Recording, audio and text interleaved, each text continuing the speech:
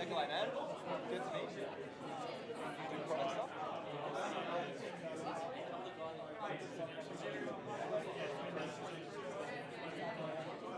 That's amazing. Wow. Is it something more?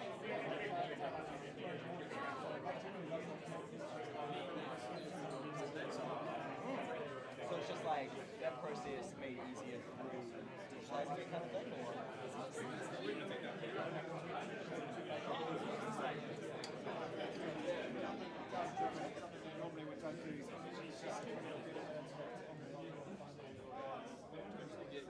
No, we're going to use this.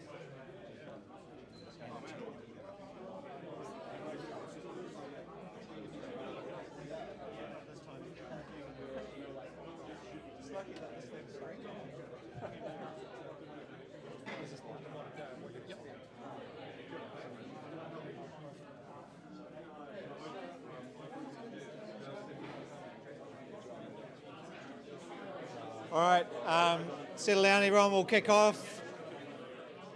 Everyone get warmed up. This is not a mic for you, it's for the live stream, but hopefully you can all still hear me. Hey, thanks everyone for coming to what's been quite a long gap between live events actually. I can't remember when we had the last one, maybe in September. We've had a few online ones which have been fun, but it's definitely good to see a good turnout for another live event. So thanks everyone for coming. So before we do anything else, we're just going to do a little bit of health and safety just quickly, which we can edit out of the stream, the recorded maybe later on. But yeah, if you want to kick that off, I'll give you this just so. I don't need to hold it. It's not working. It's fine. No, it is. No. Okay, I just need to explain this again. This is not a mic for me to be louder here. This is to record the voice through the stream. So it is working. But I don't need to know health and Well, safety, just hold it, and you'll feel professional. Okay. Thanks, Tokes. Hi everyone, I'm Michelle, and I work for Creative HQ. So I'm part of the Lightning Lab team, which manages the incubation program as well as the accelerators that we have here. So tonight you'll hear from a few of the incubation startups who are in our space.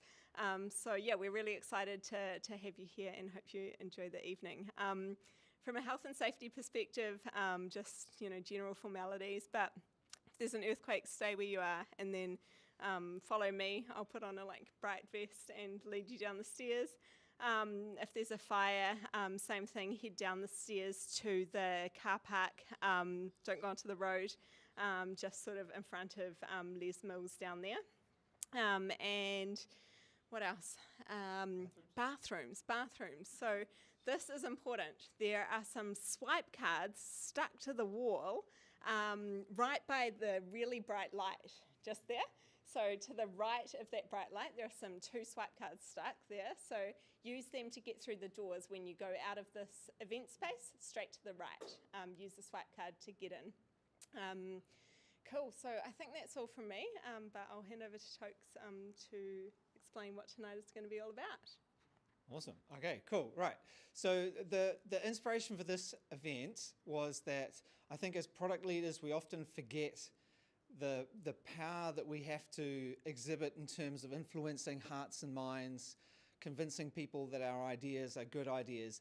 And in the startup community, that's just like ground zero, right? Like the whole point of a startup is you've got to convince investors, customers, that your brilliant idea is going to change the planet, right? And so while we're not always creating brand new startups in every single feature or enhancement we build in the products that we're looking at, we're certainly trying to influence the emotion people feel when they use our products, the desire for them to pay for more or to become new customers.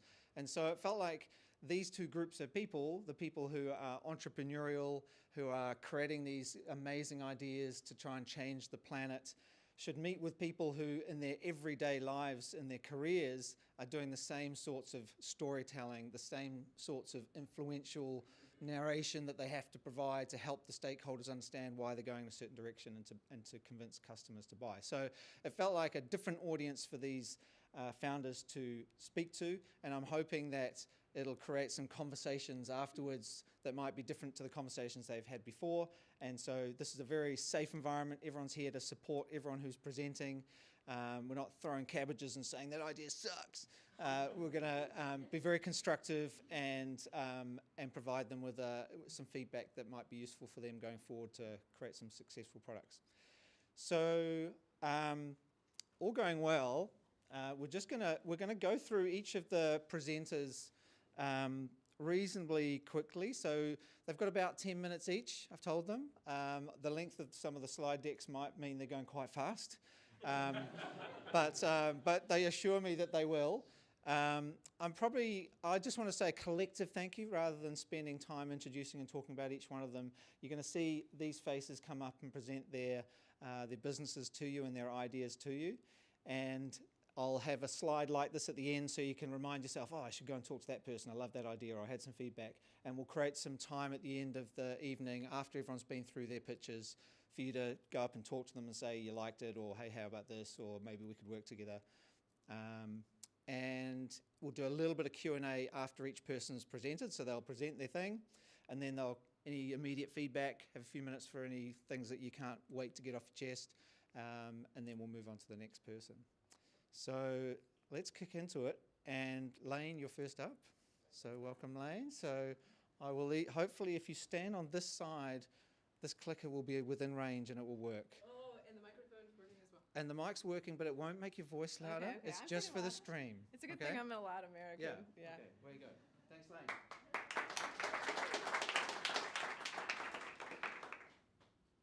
All right. Ladies and gentlemen, we are Chatterize. At Chatterize, we build conversational chatbots that live in a virtual world and help young Chinese kids speak English with confidence. But our mission, our vision is significantly greater than this. Intelligent conversational technology will not only transform the way we deliver education, but will equalize access to education for children around the world. Imagine the day when your technology can understand you, can understand your unique issues, can communicate with you, and give you exactly what you need. This is the day when any child can learn anything, anywhere, at any time. So pretty much nothing to do. Yeah, we've got nothing to do. The Chatterize team. My name is Lane. Very nice to meet all of you. I was formerly head of education and teacher services, as well as employee number 6 at VIP Kid. My co-founder, Belisa, was head of teacher acquisition at VIP Kid, as well as a second-year employee. Together, Belisa and I scaled VIP Kid to 70% of China's online English tutoring market and built the largest online teaching platform in the world. Our technical lead is Kane, or Jinxin Ma. Our technical lead is a former founder. We have a larger technical team in China, and the greater Chatterize team is spread across New Zealand and China itself. We're starting with China because China loves learning English. The Chinese online education technology market is one of the biggest and fastest growing edtech markets in the world. But when we think about China, right? So everything about China is big. Isn't it? Big market, big population size. But when we think about China, we can't forget that China can be broken up into city tiers. And the cities that you always hear about, like Beijing and Shanghai, Guangzhou, Shenzhen, are actually a tiny percentage of the population size. Chinese tier 1 and tier 2 cities only make up 30% of China's population.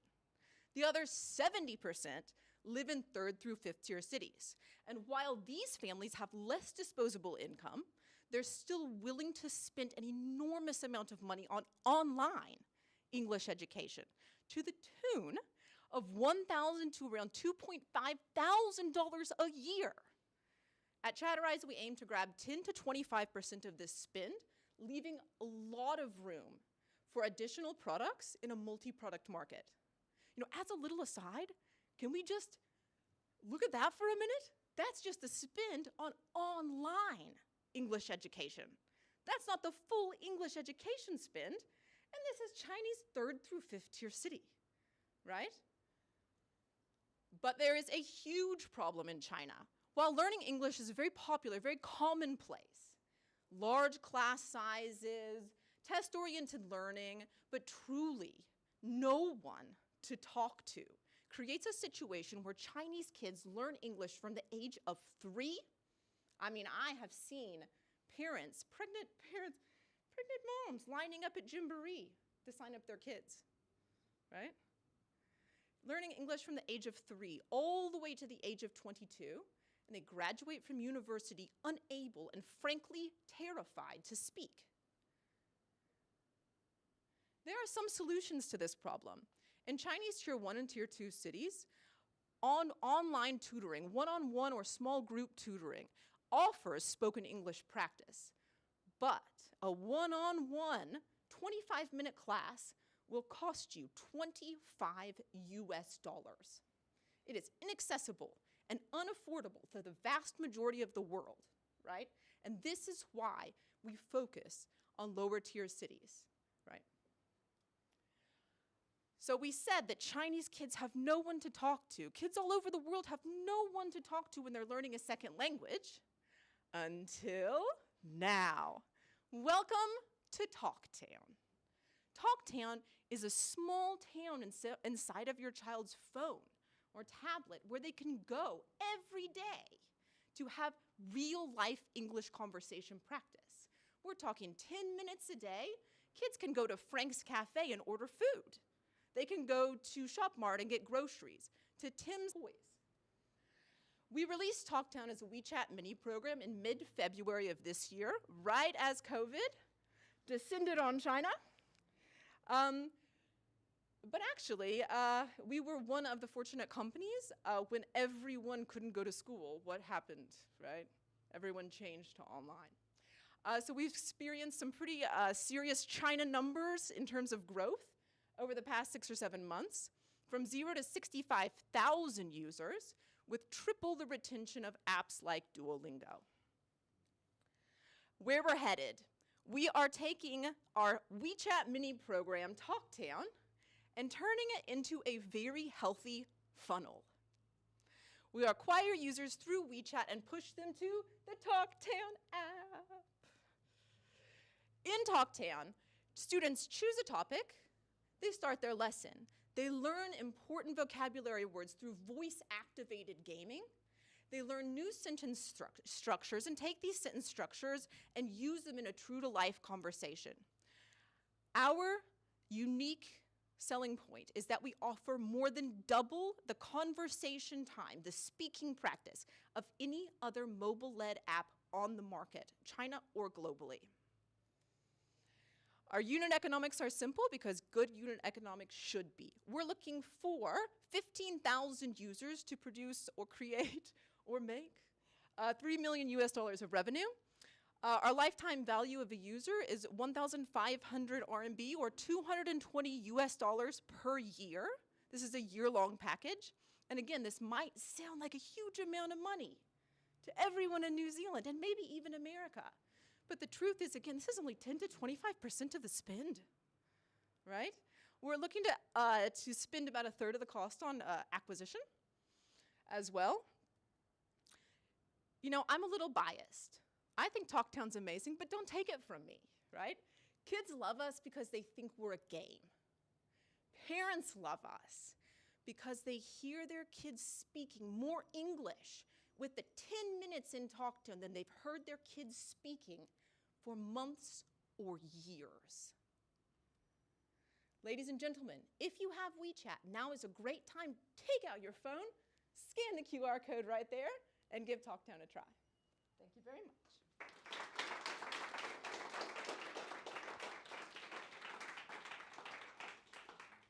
I'm looking for great questions from the product people, but actually before Q&A, I shamelessly have an ask. Can I? Do you guys do it? If anybody wants to help me auto turn off this microphone, I will take that help. If you can help me kind of get around the fact that I might have to experiment on a few 100,000 Chinese kids before I, great. Anybody interested or have experience in voice UX? Right? It would also be great to chat with you afterwards. Anybody for free? I'll take that too. I had a question which wasn't off the word free. Didn't he offer? He did, didn't he? But is it a two-way thing? Like they can hear the English, but does it like critique their English going down? Oh yeah, absolutely. So we offer real-time pronunciation feedback. So what we can do is we can break speech down into the phoneme. So if, as an example, I want the child to say apple, but the student says apple, guess what I can do? I can grab the aw, right? I know exactly what's wrong, and adaptive learning is amazing. Data is amazing, right? We can give them those unique solutions for their specific and unique problems. Another question I get frequently is, if we're targeting 4 to 12-year-old Chinese kids, right? So what if they can't read? You're not teaching reading, are you? Every single piece of this product is touchable or it auto-speaks. Another question I get frequently is this American English? And yes, it is.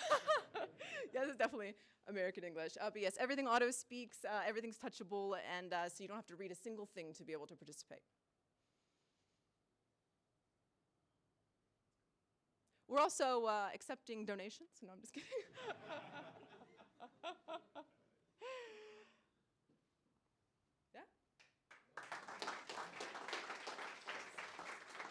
Awesome. I've just been made aware that if you shout out a question like I did then, nobody hears you on the stream.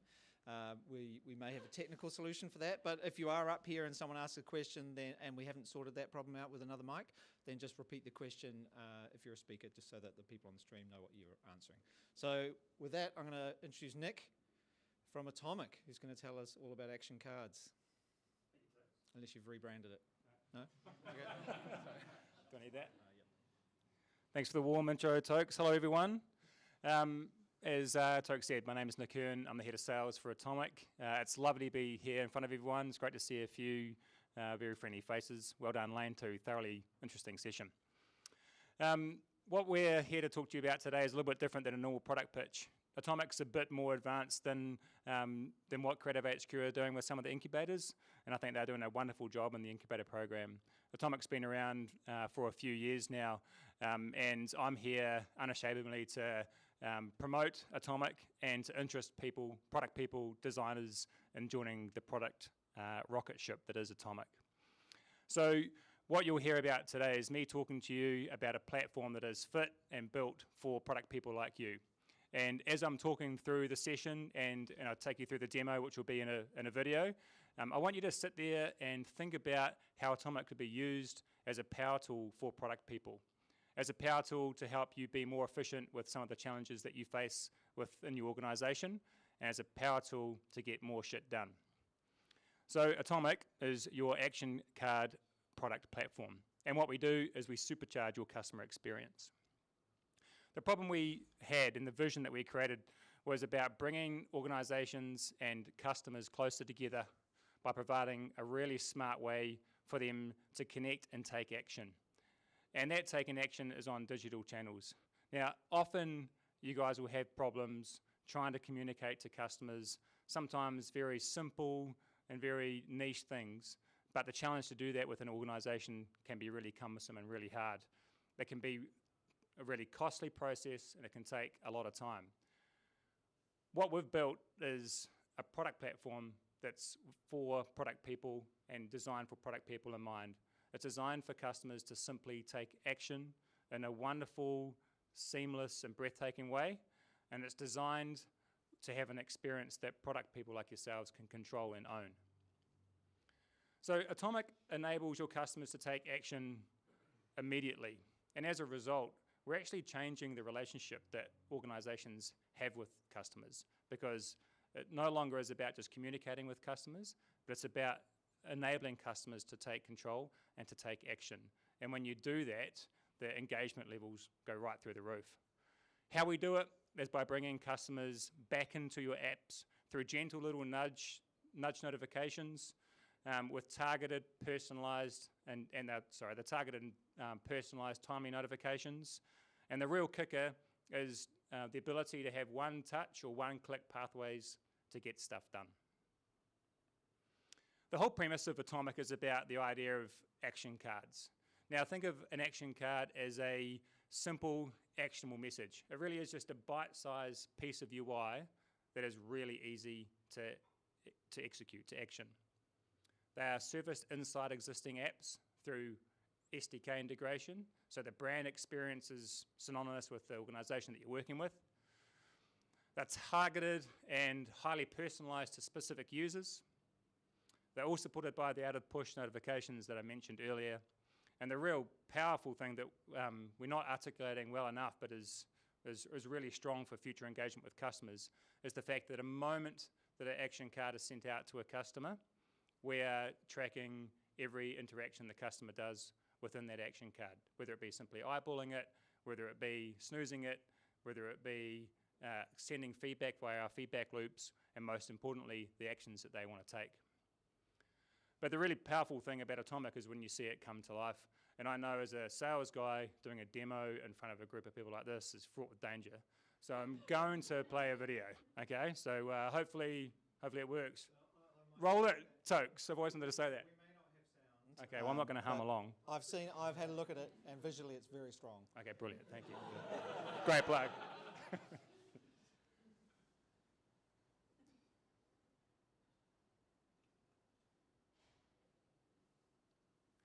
Imagine dramatic music in the background.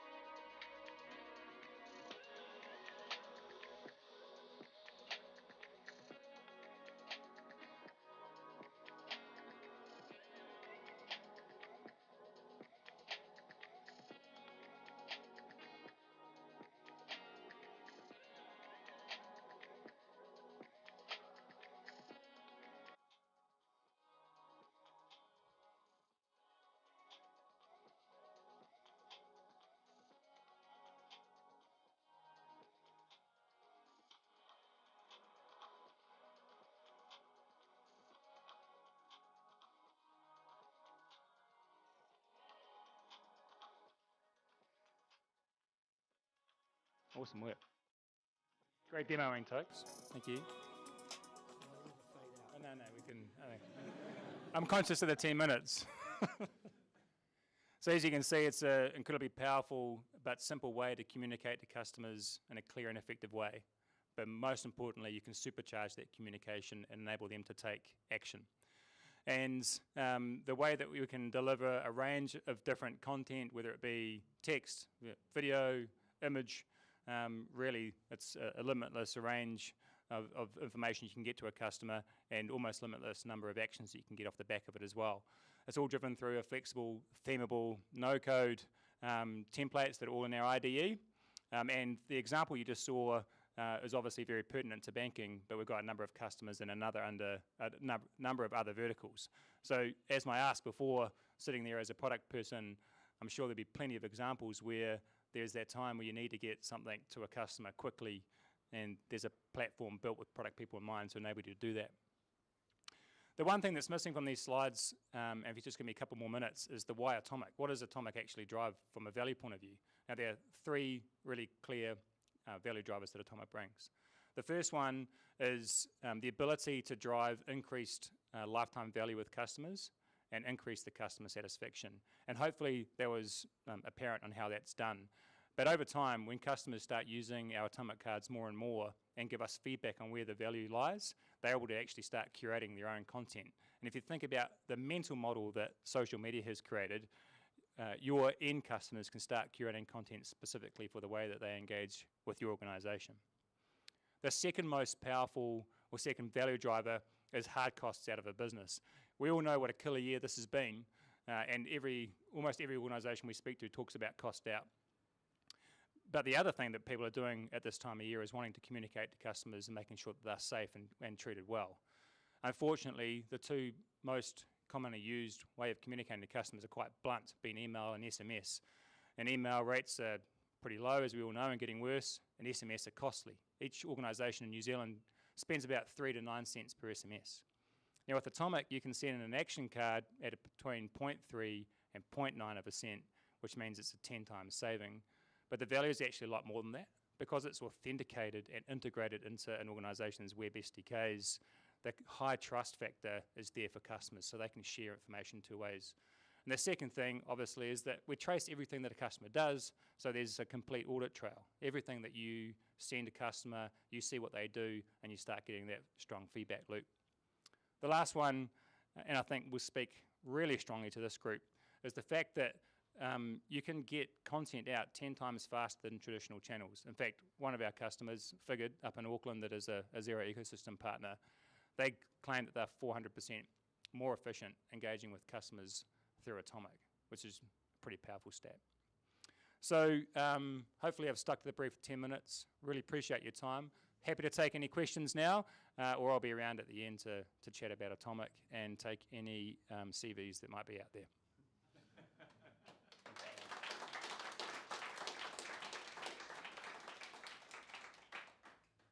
Any immediate thoughts, any questions I can run to you? Oh, Shun. Sure, yep. Hang on. Talking here. The question was, does it fall back to SMS? We don't enable that in the workbench, but organisations that we speak to have it in, have that capability up in the upstream data elements. So if a customer doesn't respond via an action card, that can trigger an SMS. So yes, is the answer to that. Yeah. Hello. So Hi. I might have missed the first part. Like, does the end user need to install anything for this to work? The question was for the camera, does the end user need to install anything? There is an integration process. Atomic can work immediately out of the box, so plug and play, but some organisations like to just tweak what that experience is like. But yes, there is an integration. Yeah.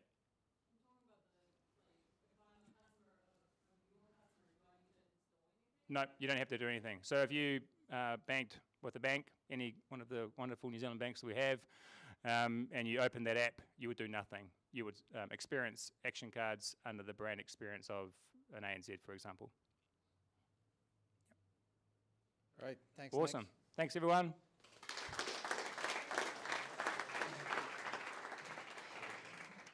Next up, we've got Sam, who looks somewhat not keen to get up. I think it's your turn, man. Come on, you'll be fine. What could go wrong? First pitch, so thanks everyone. Just to get a read of the room, who in the last year or someone in the team has created a survey? Good, okay, sweet. Okay, so I'm from Akin, and I'm Sam, and I'm a UX researcher. So Akin is a survey tool, but what we found out was that when I was recently making surveys is that survey analysis is a bit outdated. Basically, how it interprets data is like when you ask questions, it comes back and you get a little pie chart of like the respondents, yes, no, but it doesn't tell a story of what happened in between all those things, or really what the question was that you're asking. Even tools that are really, really far ahead, like Qualtrics, still follow this model. They don't really employ what's going on in the latest with AI and what's going on with data science, and it seems to be stuck in the same place.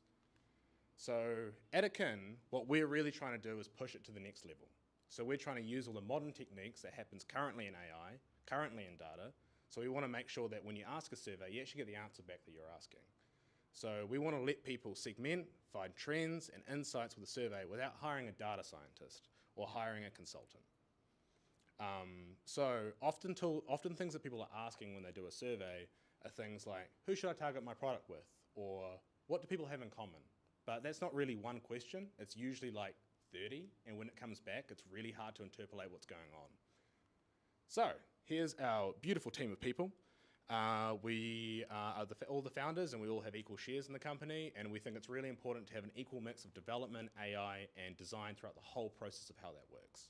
So we've got Matt, who's AI expert. He's a forecasting aficionado, and he's just generally one of the smartest people I've ever met.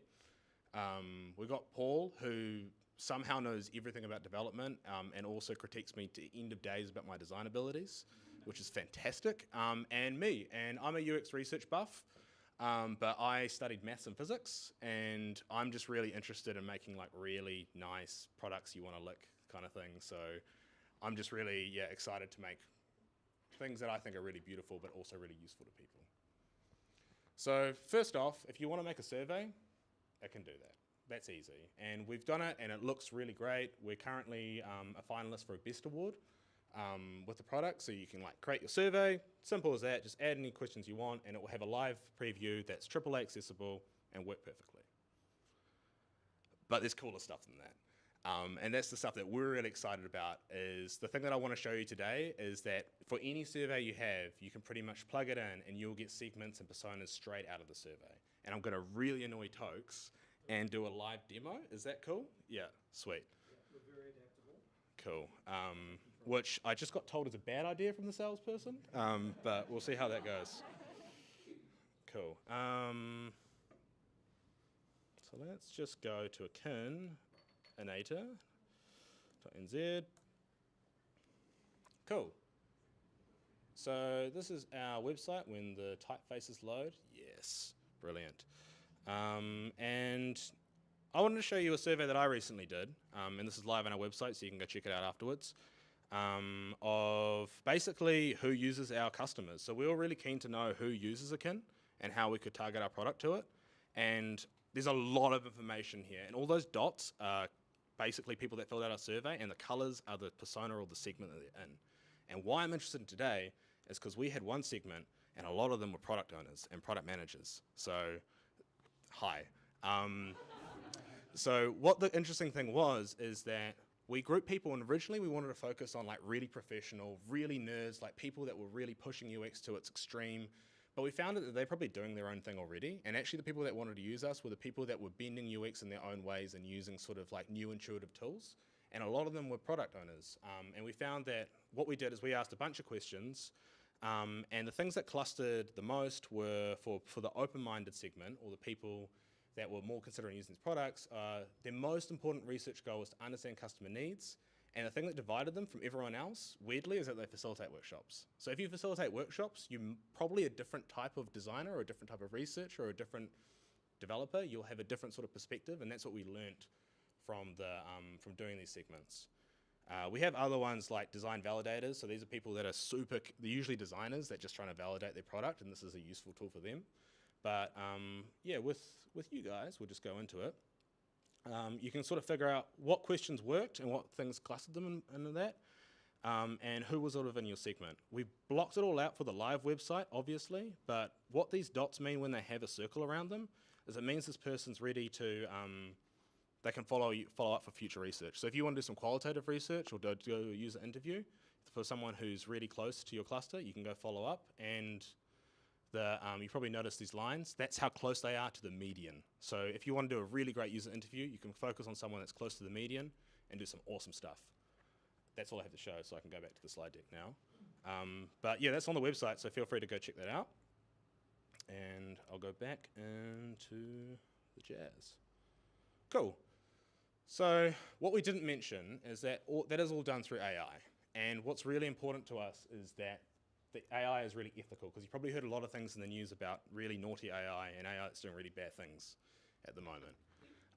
It gets a bad rap, but it actually can be used to reduce bias rather than enhance it. If you're trying to segment people based off just talking to 5 people, you're going to use your own internal bias to do that. And actually AI, if you're asking blind questions, can do some really amazing things and reveal things that not even the naked eye can see. So the 3 things that we find really important when making our AI is that it's bespoke. So every survey has a different AI baked into it. It's based on your questions and your questions alone. Second thing is that it's focused. The AI is a bit of an idiot, and that's purposeful. Like, we want to make it that it doesn't know what type of question it is. We don't want to tell it whether it's a demographic question, whether it's a characteristic, whether it's a motivation, whether it's behavior. We want it to just know whether it's in correlation to another question. So it's a very blind AI, and all it sees is an array of numbers, so it won't actually overcompensate based on that and do things with that kind of information. And the last thing is that it's private. Because we have a relationship between, so I'm the UX and we have an AI aficionado, and we fight constantly. But the most important thing is that this is private to you and we don't see it, and that if you delete it, you delete the AI with it. It's yours and you can use it on your own survey. So our vision and where we want to go next is that we want to give everyone a mini data scientist when analyzing surveys. We kind of joked about this in a bar, that we wanted to put Matt in everyone's pocket. But I genuinely think that's true, because I think that this is often menial task for data scientists to do, and it's like can be done pretty amazingly when you have a SaaS tool to get it all together. And that actually makes it a bit more democratic than actually just giving it to big companies that can afford it, because not everyone has a data scientist that specializes in AI on hand, especially if you're a startup or you own an art gallery or a cafe and you're trying to figure out who your customers are. A lot of people conduct surveys, and we just want to give it to everyone to actually even the playing field. And this is just the beginning. We've got some nuts prototypes coming out. So this week, we're making it that if you have an old survey, just upload it and it will work. Like, we'll figure out what the questions are, we'll cluster it, and it'll all be fine. And coming this quarter is that you can compare questions and find trends, so you don't have to download the damn CSV file and do pivot tables all the time to figure out what the correlation is. Compare clusters. And this quarter, because the data man made some very exciting things, we can analyze open text in the clusters. So if you ask an open question, it'll go, lots of people talked about cats in this specific cluster, and figure out that and incorporate that into the trend. We can also, and this is my favorite one, but it's really hard to do, we're getting really close, is that you can cluster on a specific question. So if you wanted to just know about NPS score, it would go, these are the things that separate people for people that are answering less than 30. And it'll go, actually, it's everything to do with it. They log off really quickly, or they only go to the supermarket once a week. And we can figure that out and make clusters like that for just one question. We can simulate participants. So if you have, let's say, 10 people and you want to have a look at what it would look like if there's 10,000, you can just drag it and it will give you a rough idea based on other surveys what would happen. And we want to make downloadable reports that are just really good and really useful and just beautiful, so you don't have to do damn screenshots all the time. But that's our vision. We want to eat surveys, basically. And we think they're actually got a lot of great information in them. They're just not being utilized very well. And we want to take them into the 21st century. But if any of that sounds interesting, drop us a line or just go on the website. Either is fine. It's all live. It's all working currently. We're making new things each week. So all new adopters and beta testers are welcome, and we'd love any feedback on anything, and that's serious. We have a sort of a chat thing that you can drop screenshots in, or just give us any ideas, or if any of these ideas coming up sound interesting, that's cool. Or you can just drop us an email. But that's my picture. So thanks.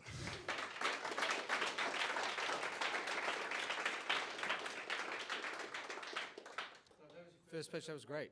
Cheers. Good job. Thanks. Yeah, good job, Thank man. you. Thank you. Anyone got a question?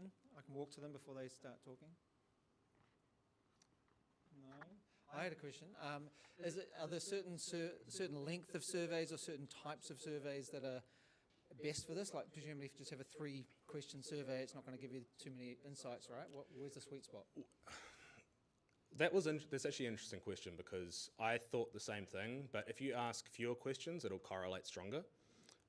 So you can do quite interesting thing with short surveys, but no, you can do anything. We originally had these rails where you would have to do like behavior and then characteristics and like do it based on UX personas, but we got rid of them because you can just do it on anything now, and a lot of people are doing it for crazy stuff.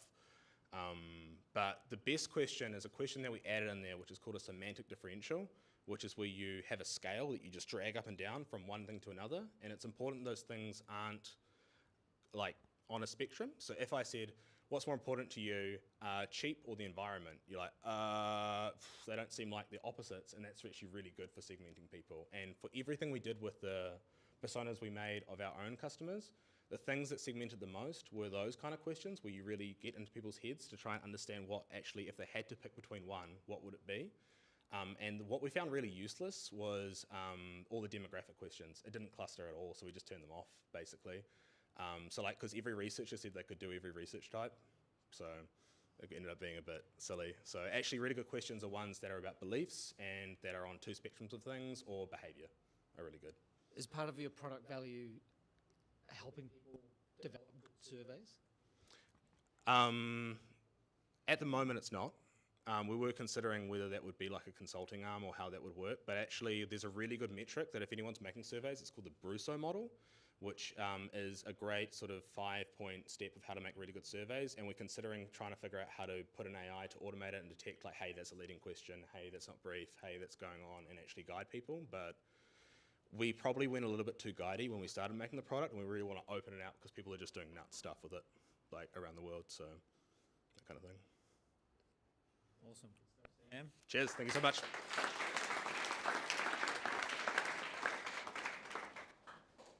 Madeleine, Thank you. welcome to the stage. Thanks. Hi everyone, I'm Madeleine. I'm really in the initial stages of this whole process, so sorry there's no fancy websites or demo videos, which you'll be happy to know, so yeah, bear with. So I'm from Best Monday, my joint co-founder's down the back there, and Best Monday is basically a fragrance brand with a bit of a difference. So we started really to try and challenge a really traditional industry, the industry of fragrance. So this is an industry that's really steeped in tradition, it's super old, originated from Europe obviously, and it's sort of characterised by this kind of unattainable and intimidating kind of feel, really high price points, and often the information around fragrance is quite hard for people to understand. So the more I started to learn about fragrance, I learned that there were sort of three key problems that I saw with the industry. The first, as I mentioned, was that it was super traditional, and it's often quite hard to actually understand what something will smell like based on reading the ingredients. This is one of my favourites, gypsy water, but if I read that description there, it definitely wouldn't smell like what it smells like on my skin.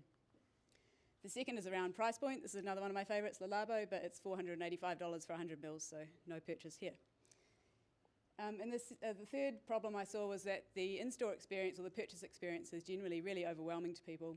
You go into a shop, you're kind of sprayed things left, right and centre and given lots of different strips of paper. You don't really know where to start. So in my initial customer research that I've done, these themes, amongst other themes that have come out, have really stood out. Firstly, around those descriptions, someone said, I never read the back. I feel like there's a real knowledge gap in what I know. Around price, I always price check and look for discounts. And around the in-store experience, I just don't know where to start. So I thought, well, a great way to kind of overcome these problems is to take that experience and transform that to an online direct-to-consumer platform. And that clearly has a number of different benefits. You can build the brand from the bottom up, so you can listen to customers and really design to them, not designing for the retailer and taking things like shelf space, etc., into account. And you can build a really connected community of brand advocates.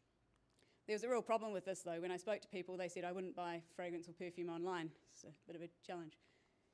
So I thought, well, what if you can help with that decision-making process for people and take some of that risk out of the decision-making process? When I probed people further, they said I would buy online if there was a way of showing me similar perfumes for what I like, if I could try before I buy, and if someone could help me with the decision. So the utopia, as far as I was concerned, was to really create a smarter platform that had a really unique product offering and offered an unintimidating experience for people. This had three key elements for me. One was using subscription and using that service in the product. This allows you to sample many different scents.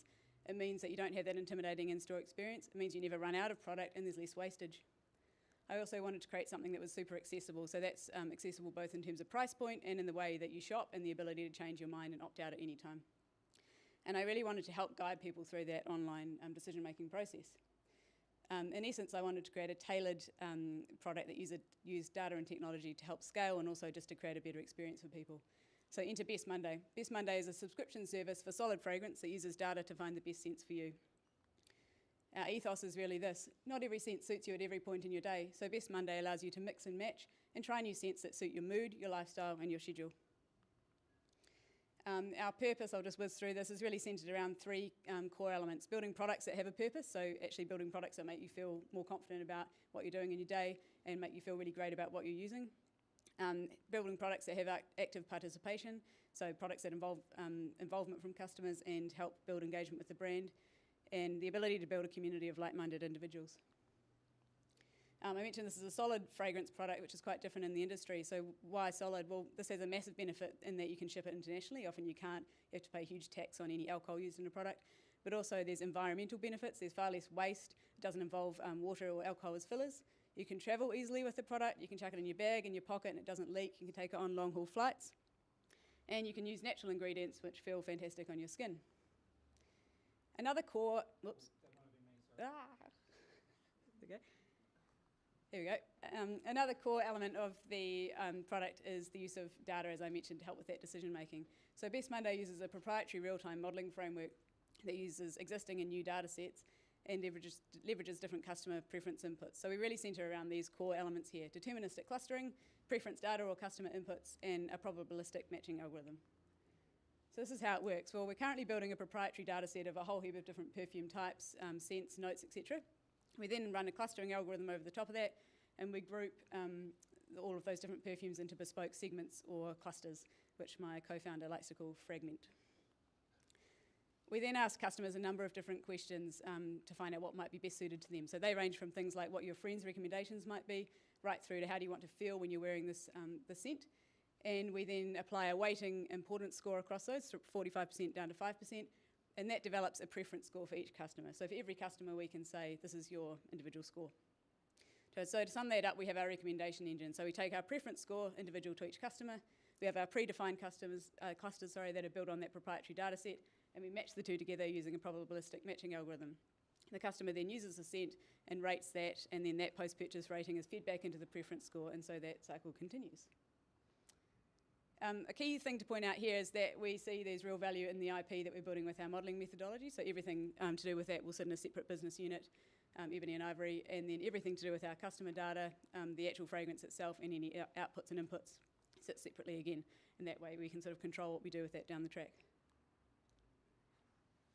Quick recap on sort of where we're at now. As I said, we're just starting out, so working on our brand development at the moment and hope to have this completed by January 2021. We're also working through that proprietary database and developing the initial prototype for the model, and then the final model will be ready in March. And key pieces, we're talking to a lot of perfumers and contract manufacturers to develop the product range, which should be ready in July for launch in August next year. So there's quite a few assumptions we're still working through as well. One's obviously solid fragrance, which is fairly critical. This is a new way of consuming fragrance, so we really need to make sure that people are actually willing to give this a go. The second is subscription models. So subscription models are obviously super commonplace these days and have been used extensively in the cosmetic industry and more recently more in the fragrance industry, but they haven't been used as such for kind of bespoke fragrance products, more often for a service of a number of different products. And price point, is lower price point actually appealing to people? There's kind of this assumption that you'd think it would be, but there's also this feeling that a higher price point often kind of demonstrates that feeling of luxury, so we need to get that sweet spot right. This is my unashamed pitch. We're partnering with a few people at the moment, but in particular really looking for the following skills. Any software engineers in the room, any web, full stack web people from UX through to dev, and any product management experience would be fantastic. Quick recap on the team and our collective experience. So I've got almost 10 years experience in advertising and marketing in New Zealand's ad agencies. Patel, my husband and co-founder down the back, has a PhD in applied statistics and specialises in rating systems. He's an independent consultant and a lecturer up at Victoria University, and we're partnering with a few different data professionals to get our database off the ground. Thanks. Sorry about the wedding photo. Didn't have any other photos of the two of us. So,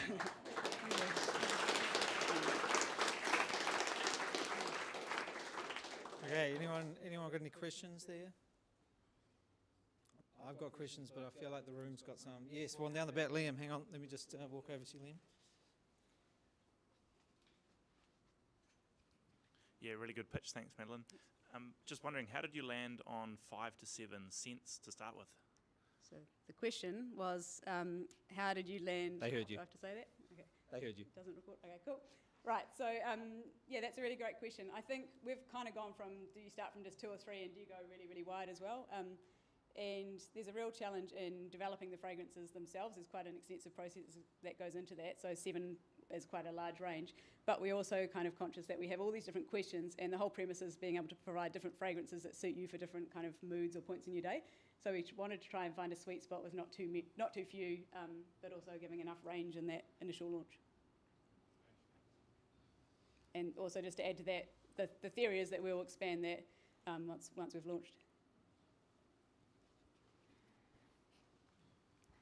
Do you have a sense who your early adopter customer segments might be? Because it's quite a radical change, especially for something like perfume, because it could be a once every so often kind of purchase. Yeah, good. Yeah, another good question. In terms of demographics, I'm thinking definitely sort of more in that 20 to 30 age bracket, but in initial interviews that I've done, people have constantly said they'd try a few different scents and they'd like to wear different things if they could afford it or if they had a way to kind of access that, I guess. So it's kind of trying to change that mentality from having that one, that's the one I always go with, to, yeah, multiple different sorts. And my assumption is that that's a younger audience, but I do feel like that's being backed up from sort of earlier, in the early 20s type consumers right through to sort of people in their mid-40s. So, yeah, hopefully people that just love smelling good. I don't know what this solid fragrance is. Does this allow you to buy a smaller quantity than you might in a bigger bottle, so you can try a few? 100%. So another big problem is, you can't sort of list all the problems in this, but is that, yeah, you buy whatever, might be 50 mils, which is quite a small amount in terms of what you normally buy, but you still have that for 2 to 3 years at least. So you've got a lot of wastage, things go off, it deteriorates in light. So if you're having it in a smaller quantity, yeah, obviously you don't have that wastage, but you can also, as I mentioned, transport it far easier. And oils are really something that people are quite familiar with now in a rollable type format, but solids are just starting to be introduced with some of the brands overseas. A lot of the big kind of houses are starting to introduce one in their range. So hopefully that's a trend that continues. Got another question over here. If you found a scent that you really liked through the subscription, would you be able to purchase that scent in a bigger volume on the store as well? Yeah, definitely, yeah. That's something I've toyed with a lot, and I think, yeah, you're absolutely right. I think it's critical to do that, and potentially to offer different sizes as well, and even to go the other way to provide a really, really small amount, so that if you need something really quickly for an event or whatever it might be, you can just get almost not a one-off, but, you know, like a smaller portion for that. Yeah. Awesome. Hey, thanks, Madeleine. That was awesome. Thank you.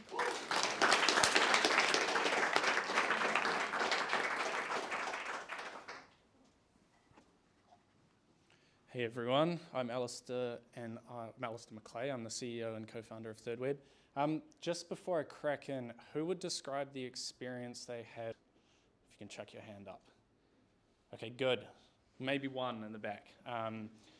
You're all target customers of ours then. So at thirchweb, we're building a future where high-quality journalism can thrive on the internet. The internet enables the sharing and access of information like never before. And we've had a long passion for, you know, what that's enabled over the last 30 years. Over the last decade, though, Facebook and Google have dominated the ad market to the point that ads are no longer a viable business model for most publishers. Many publishers have dealt with this by putting up paywalls, and I'm sure you all have experienced those.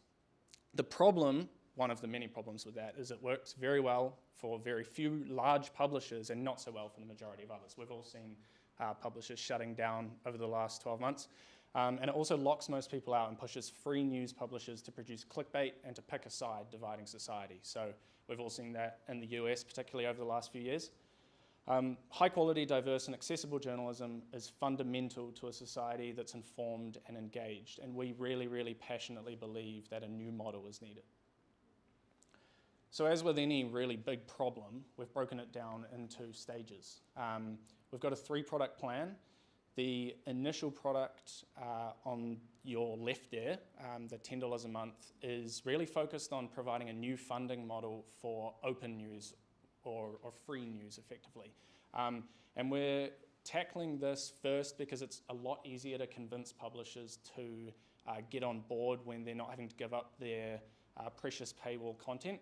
And we're doing that in a way where we're driving adoption with consumer value. So I'll go into that in the next slide.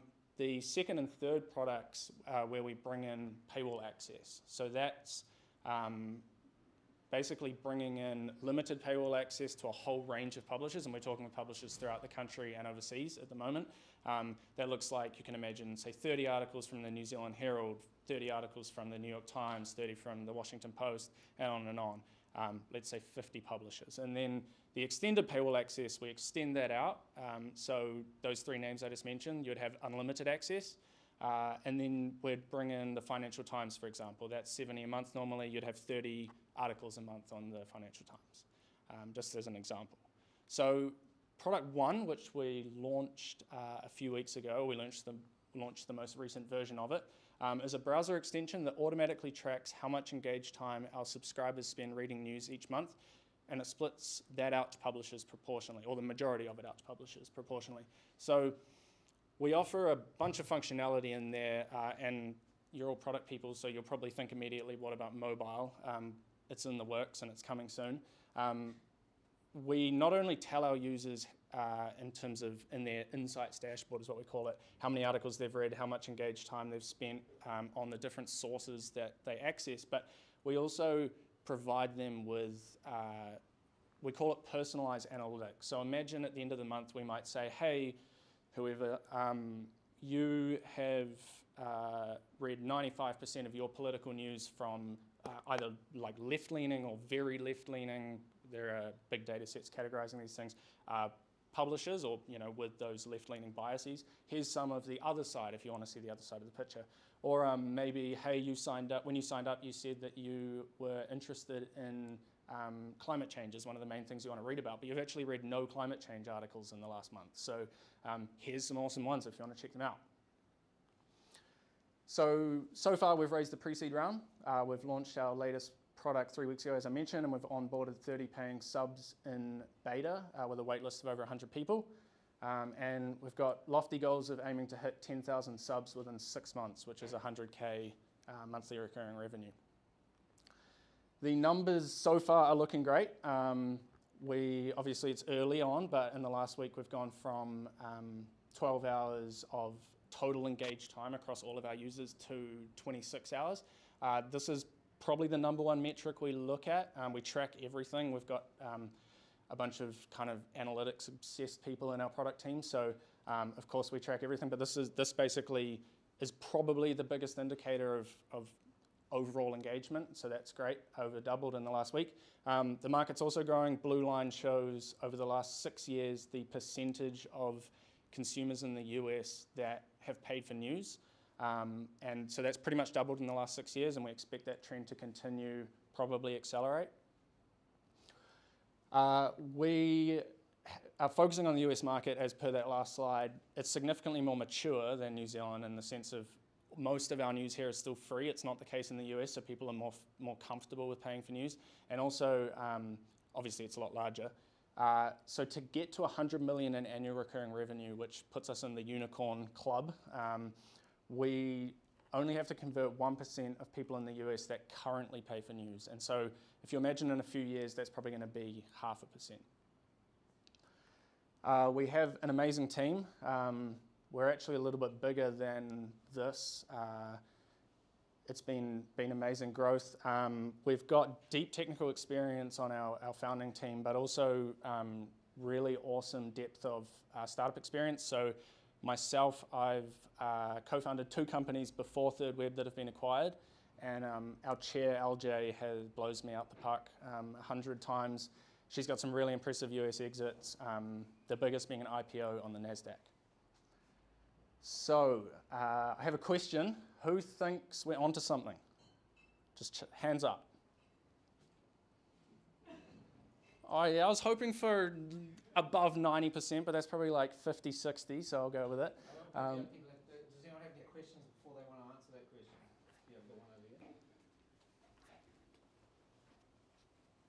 Do you guys feel like you have like an ethical duty to make the news more holistic rather than there's tunnels where people go down these echo chambers? Yeah, absolutely. So the deeper we have gone down this rabbit hole, I guess the more we've realized that, and this is the exciting and challenging thing here, is that where the news really is like a reflection of society. It's embedded in everything. So that's one of the big challenges actually with a startup in the space, is you're dealing with really big societal questions, and absolutely. So yeah, it's a tricky question how you work within that and how you make a positive impact, and where's the line? How much involvement do you want? What are your rules around data? It's yeah. Have you found a challenge? There's some like a tension between, on the one hand, the publishers being fine with charging, I don't know how much they charge a month for their subscribers now, then them going to your model where maybe they get less money because it's more refined in terms of per click and views and stuff. Does that work against your model? If they if they say I pay $10 a week to get Guardian, now when I join your subscription, you're only passing them on $3 because I didn't read them this month. Yeah. So that's definitely part of the challenge. We're looking at converting people. In terms of the Guardian, I guess it's kind of unique. In terms of the premium content, we're looking at specifically targeting people who don't already subscribe, which is like 99-point-something% of people. So we're looking at actually providing publishers with a way of converting their most passionate, or people that aren't their most passionate but could be, into paying subscribers. And we're also giving them revenue that significantly outweighs ad revenue. We basically see it as like there's 99% of people that won't subscribe to individual publishers, and there's a significant chunk that would if they could access a wide range of sources. And so we're tapping into them, those people that see that ads aren't going to lead us anywhere good. In terms of the Guardian, it's a bit trickier. I just made up Guardian, it wasn't a real example.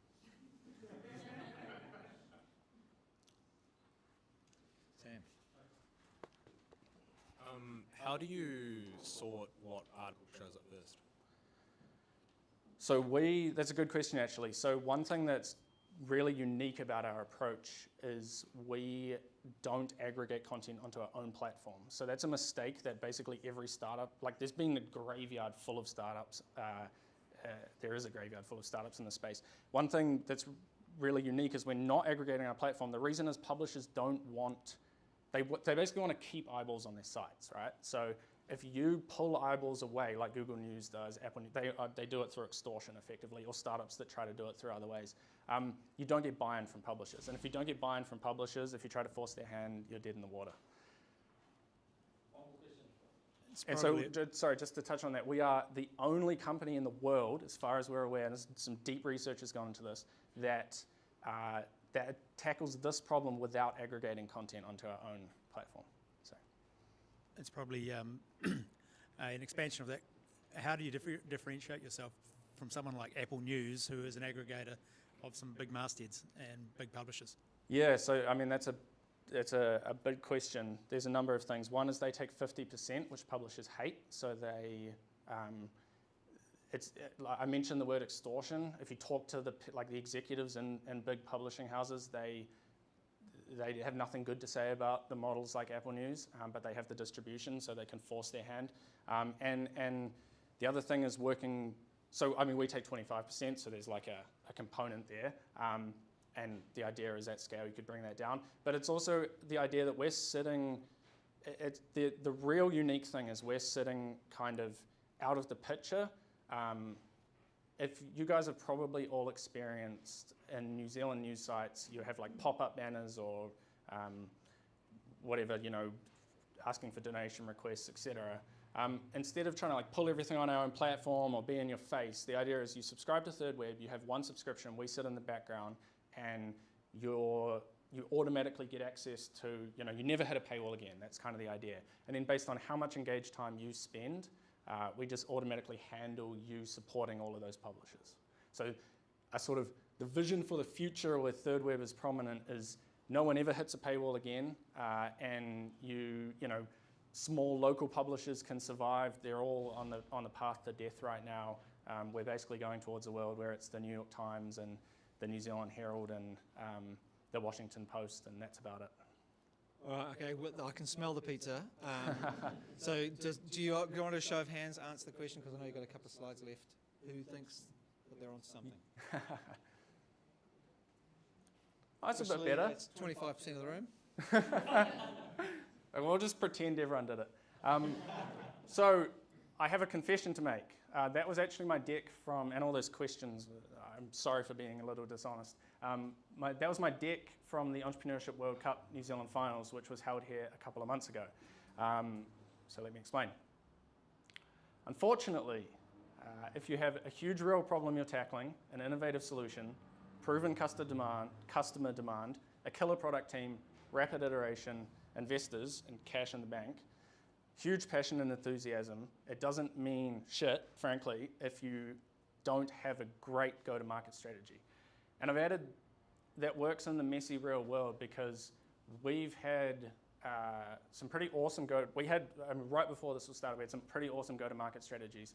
And on what's great on paper, when you get into the rooms with the executives and the big bureaucratic dinosaur companies, doesn't necessarily translate, so that's super important. So we had a realization after launching with a number of different iterations and trying a number of different go-to-market strategies, we realized realistically it's going to take 3 years of doing deals on the ground in New York to launch this model properly.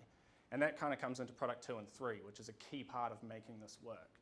This is a scale play, right? It doesn't work if it's small. So the problem with that is we still don't know if it will work. And 3 years to launch is way, way too long for a SaaS startup. Most people here, I'm sure, will certainly appreciate that. So we closed down last month. That's a bit dreary. So on the positive side, fortunately, we've been running a profitable crypto business on the side, which we co-founded. So we co-founded that a few years ago, and that has allowed us to be in a position where we can return all the capital we raised to our investors, and that's something we're really proud of. Particularly me as CEO, that's really important. And most startups don't get to do that when they don't work out.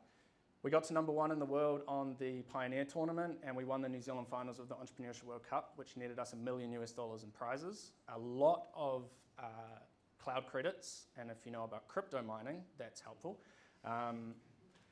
We worked really hard on a problem we passionately believe needs solving. We built products we're super proud of, and we built an amazing team.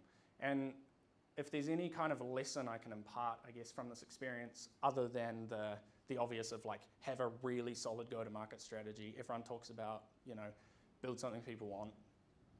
People don't talk enough about your go-to-market. I think it's really underrated.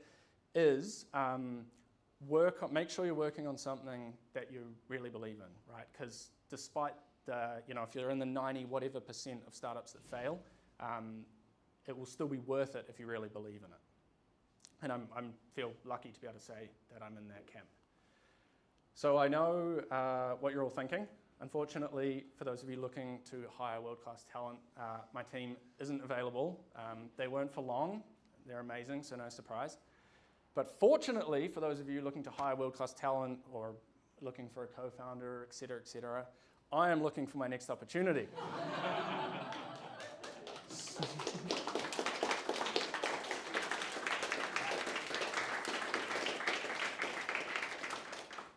And I've probably run way over time and already taken questions. So, Tokes, over to you.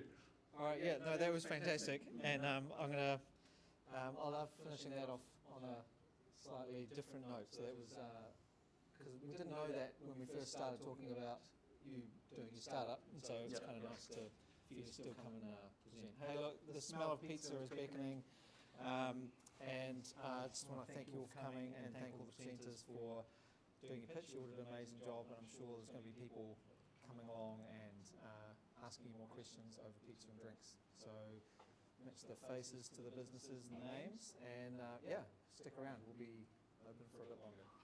All right.